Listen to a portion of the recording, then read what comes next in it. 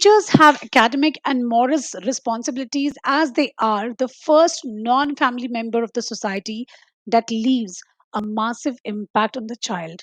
Knowingly or not, children hold their teachers in high esteem and some even consider them as their role models and heroes without the capes.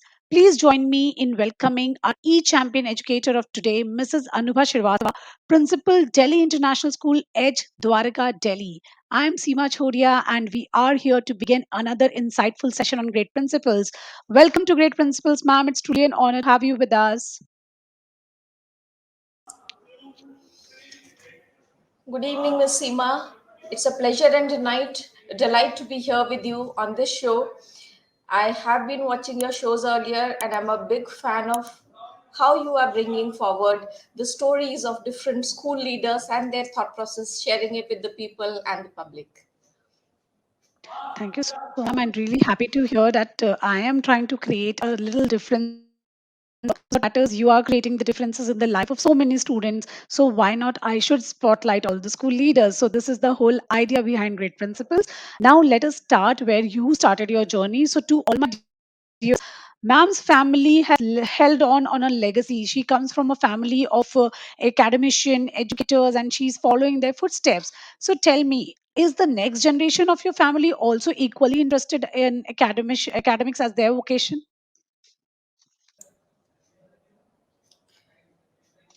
Do you really think we can predict the next generation, what they are thinking and what they are planning to do?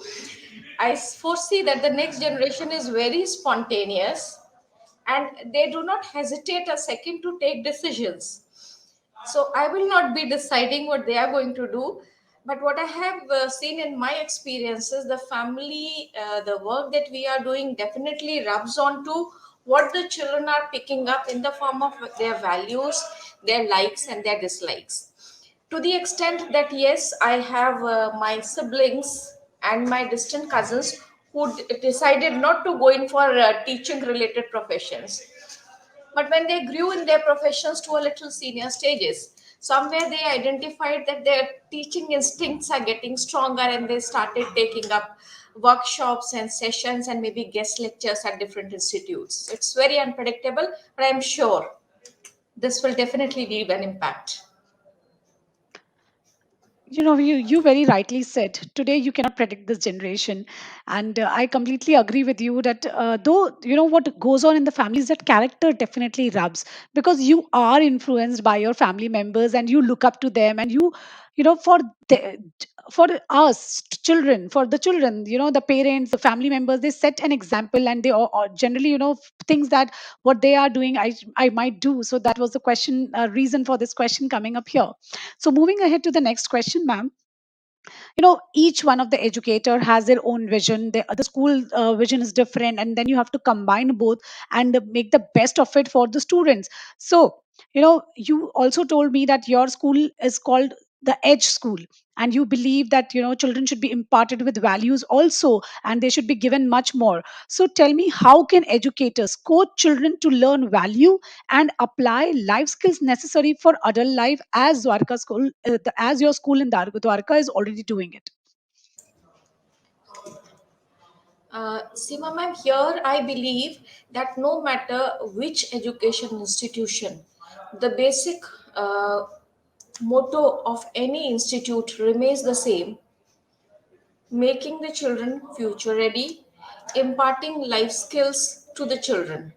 So, whether I use one value statement or the other mission vision statement, somewhere the underlying foundation would be touching the prerequisites of educational needs.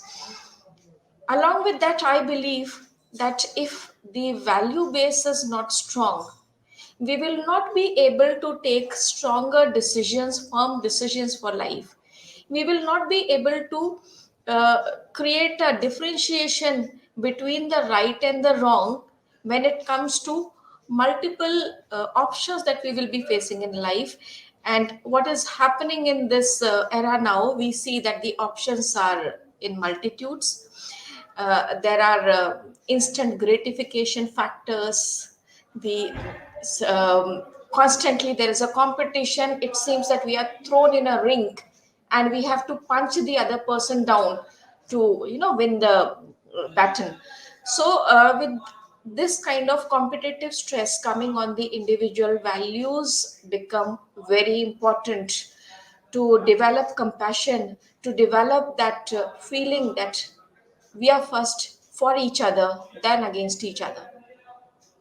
So, till as institutions, we start um, giving this to the children in their thoughts, in their actions, um, we will not be able to succeed in meeting the basic goals of education. Absolutely, ma'am. I completely agree with you. And, when values are imparted at school level, then, we can see that children become more resilient, more determined, and, they get that team spirit. They understand that, as you rightly said, it's not always me front, it's the we front. So, this is the beautiful things that they learn at school level. So, yes, value education is important. We cannot deny that fact. And I'm really glad that all the schools are having this common vision and are working towards it. So along with parents, the schools are also doing their best to inculcate values in our children, which is very much required for future. Moving ahead to the next question: for any institute, any organization, or any business to flourish, team is required. Without team, it cannot be just a one man show. So tell me, how do you reward your team of educators for their contribution in your school's progress? My school's progress is the testimony of the contribution of my educators. So, all the applauds, all the positives coming to the school are a credit to the teachers, to the entire team. Empowering my team and continuously recognizing their efforts, praising their efforts, and applauding them for their efforts is something which is a prerequisite for my organization to move ahead. So I do it in brief staff meetings, in little department meetings. I do it at the larger platforms, and I ensure that if my teacher has the potential, she should be given wings to represent at multiple platforms beyond my school. So even during the pandemic, my teachers, which were freshers in my institute, and they did well, I had forwarded their candidatures, and they did win prizes in the inter-school levels. Also recognitions in some of the institutes like you, who were supporting teachers, providing Mhm. avenues to them. So that helps. Certainly, certainly, ma'am.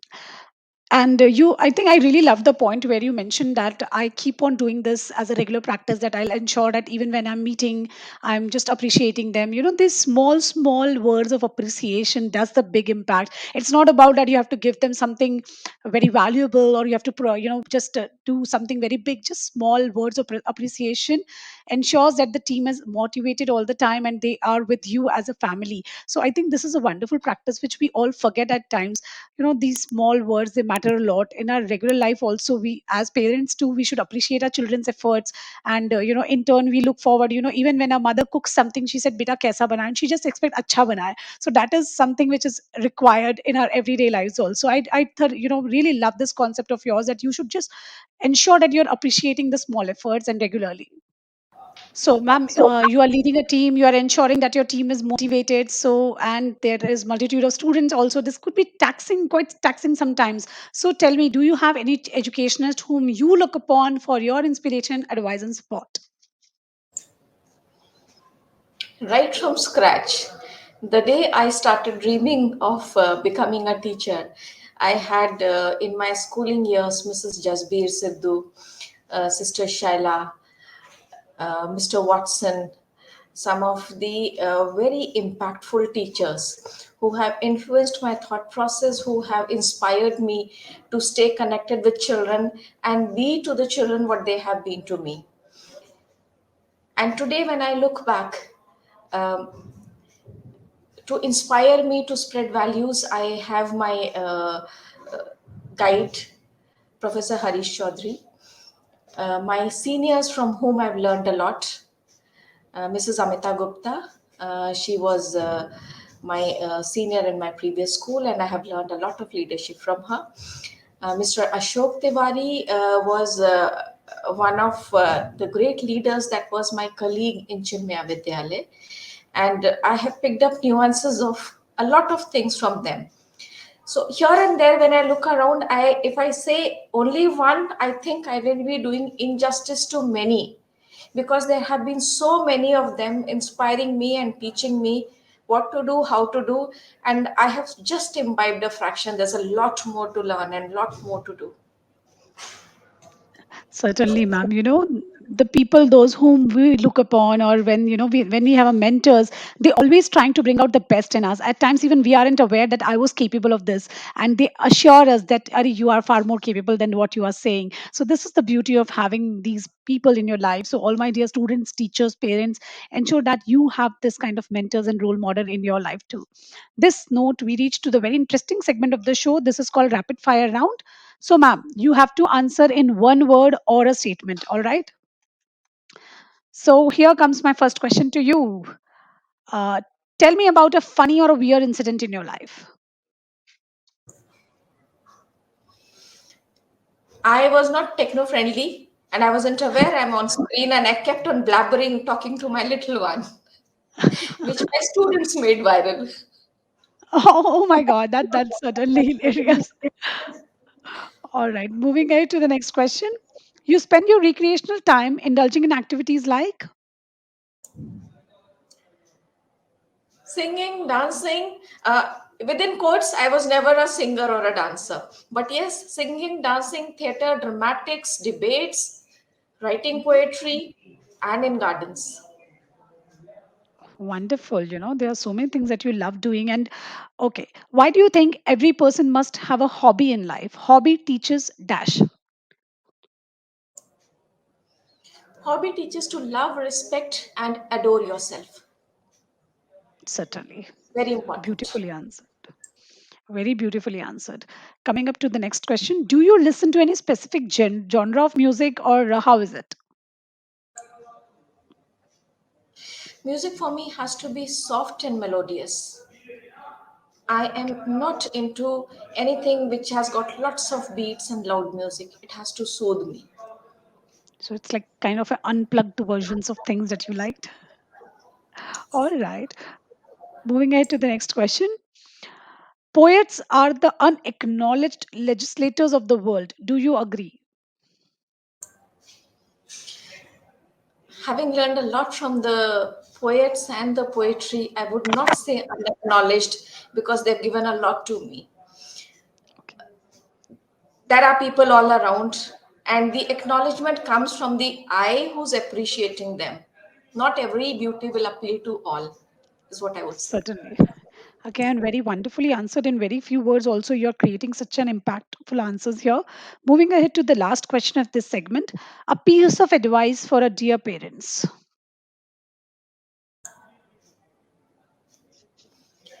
The advice that we can give to the children is how we are conducting ourselves before them in their tender years. When they grow up, we cannot offer advice. We can only offer a hand to hold their hand and a shoulder to support them forever. All right. Ma'am, you also mentioned that you love painting. So, is there any painting that you could show to our viewers painted by you? Not here. I think I must be having something in my phone difficult to find right now. The Okay. last that I did was painting which was known as cone painting, Okay. where in a mehendi cone kind of cone, you fill in the oil paints and you put small dots, so it looks like as if the pearls are embedded on the paintings. But I'm sorry, I'm not prepared with the painting right now. No worries, ma'am. No worries. Wonderful. So it's great to know you in this segment. There are so many things that you're doing and running an institution simultaneously, and that's the beauty. One must always find time to do what gives them happiness. So I'm really happy to see that, in spite of being a school head and doing multiple activities, you are still pursuing your hobbies. So now we have reached to the last question of the show. This question is what our viewers share us and they raise us for our guest. So they say that books are the doors that open up new vistas of information, but when it comes to textbooks, we find ourselves shying away from them. The language is too bland and illustrations smoother any interest it was supposed to arouse. So it's a teacher's job to break the monotony and add fun factor to the lesson. So how can your teachers convert a boring subjects into a fun filled lessons for a better comprehension? Majorly, we love the subject because we love the teachers and the way the teachers are transcending the subject to us. So that goes without saying. It's the magic of the teacher that convert the books to something which is interesting, attractive, and alluring. And you're not a teacher if you're not able to do it. That's all I can say. I will not define one method. There are multiple methods, and every method is unique to every unique teacher. Certainly, I so very agree with you. My favorite subject remains the teacher which I loved. And my daughter is following the same thing. She did never liked Marathi, but now as school reopened, she said, "Mama, Marathi teacher is so good that I've started enjoying the subject." So, I can truly relate to the real life example what you shared, that a teacher is the one who is responsible for making you fall in love with the subject. So thank you so much, ma'am, for your time with us. I got to learn some wonderful tips from you, and I'm sure a lot of educators are learning. And I think you also shared one thing, that educators cannot risk to be outdated, and they should continuously learn and enhance their learning and experiences for both participants, teachers, and the students. This is very much required. So it was truly an insightful conversation, and we are very blessed and privileged to have you with us. Thank you, Ms. Seema. It's a privilege to be here. I think I am at a very nascent stage to be called as a school leader because the children continuously keep on teaching us, and every day is a learning that, oh, yes, this is another way, this is another beautiful, unique yourself that I need to understand and give your uniqueness a new dimension. So Certainly. maybe someday I will feel that we can call ourselves as principals or leaders. For now, today, I'll say we are learners and co learners.